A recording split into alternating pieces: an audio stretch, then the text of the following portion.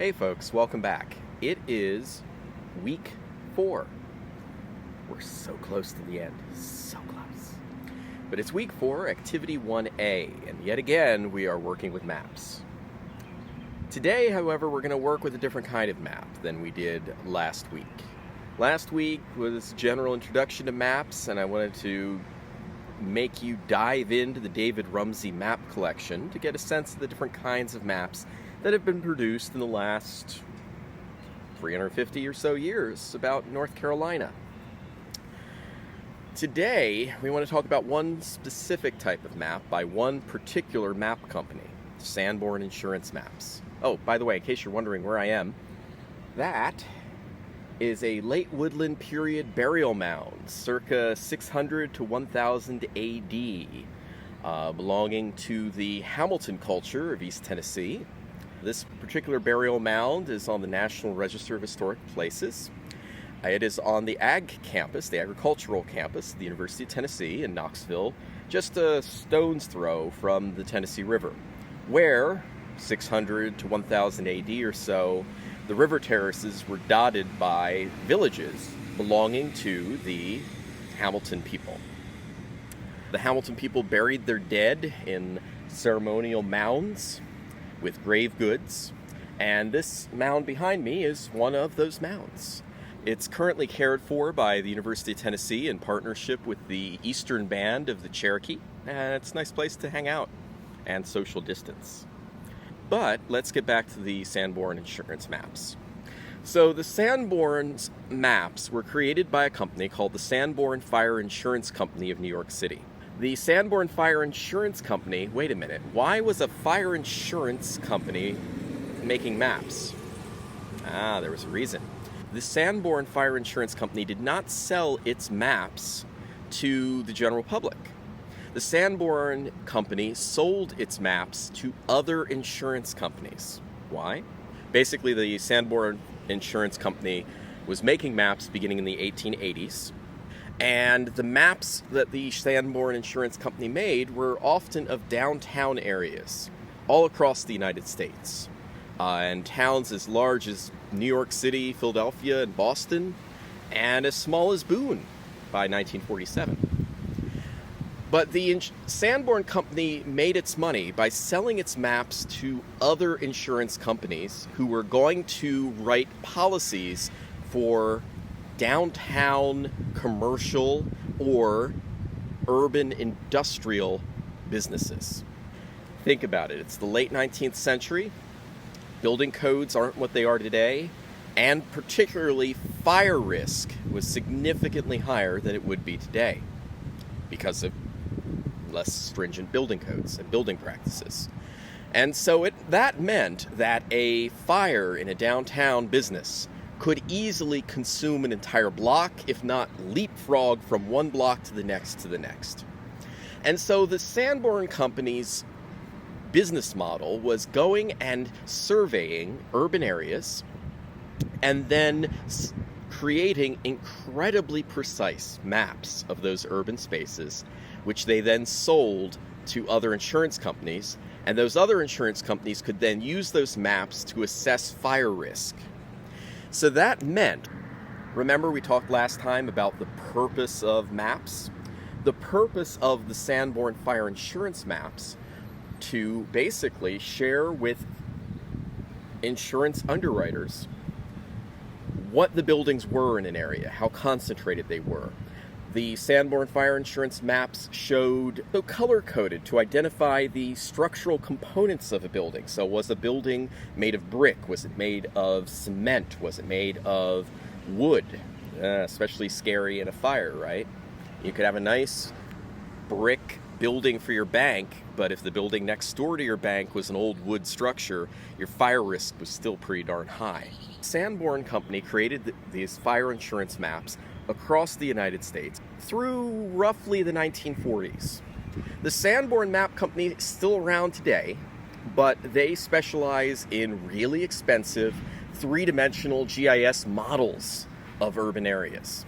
The maps that they left us with, however, are wonderful resources for landscape reconstruction as well as urban archaeology. But here's the thing. when the Sanborn Company sent surveyors to a town, their area of survey focused on the downtown, roughly what was called in the 19th century the fire line, where buildings were at the greatest risk of a major conflagration. Their survey technique, however, would include areas of town outside the fire line, often suburbs that were immediately adjacent to downtown areas. However, what we've learned is that in the downtown, the Sanborn surveyors were incredibly accurate.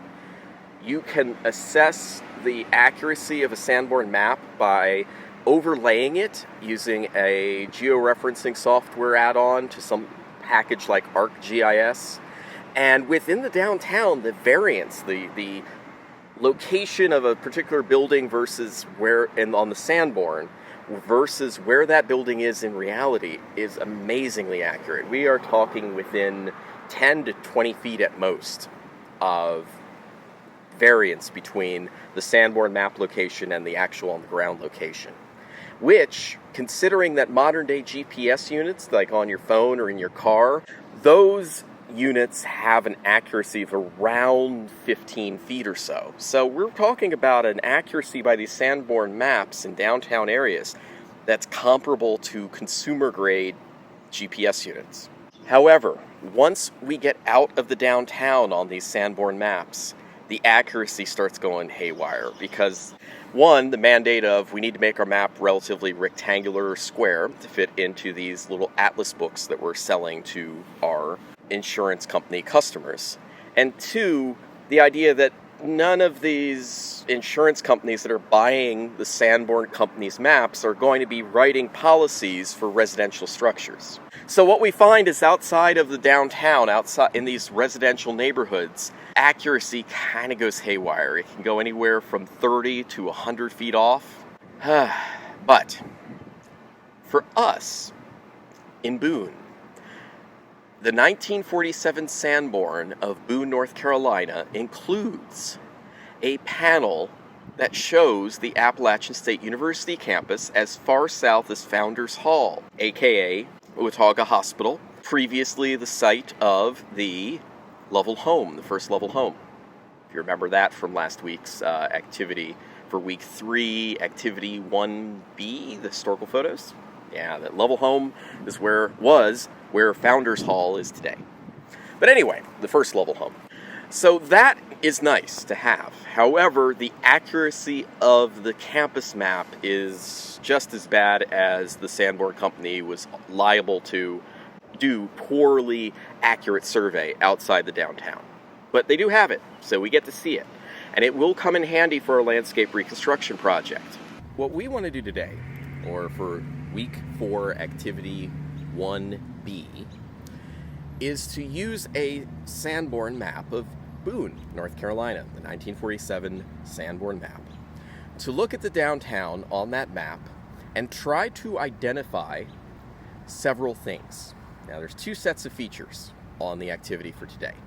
The first set of features are labeled numerically, and those are buildings or features on the Sanborn map that I'm going to ask you to look at those features on the Sanborn map, and then, using Google Earth, zoom into the downtown and try to line up those features with what they are today. Okay, so the numerical features in today's activity are features that were in place in downtown Boone in 1947. And I'd like you to use Google Earth to zoom into downtown Boone and try to figure out what are those landscape features today. Then I have another map, so you're going to see when you open up, if you haven't already, the activity. There's a panel of the Sanborn map with numerical features identified. And then there's a second map that's contemporary downtown Boone. And on that map are several alphabetical features identified and labeled what they are today. Part 2 will be the reverse of the first task, and that will be starting from the contemporary landscape. What was that contemporary landscape feature in downtown Boone in 1947 according to the Sanborn insurance map? Okay? So that's today's activity. When next I see you, maybe I'll greet you from a cemetery. I found a really cool late 19th century cemetery full of plain, undecorated field stones right behind my house. Anyway, hope you're doing well. Take care. And if you have any questions about this activity with the Sanborn Insurance Map, just let me know.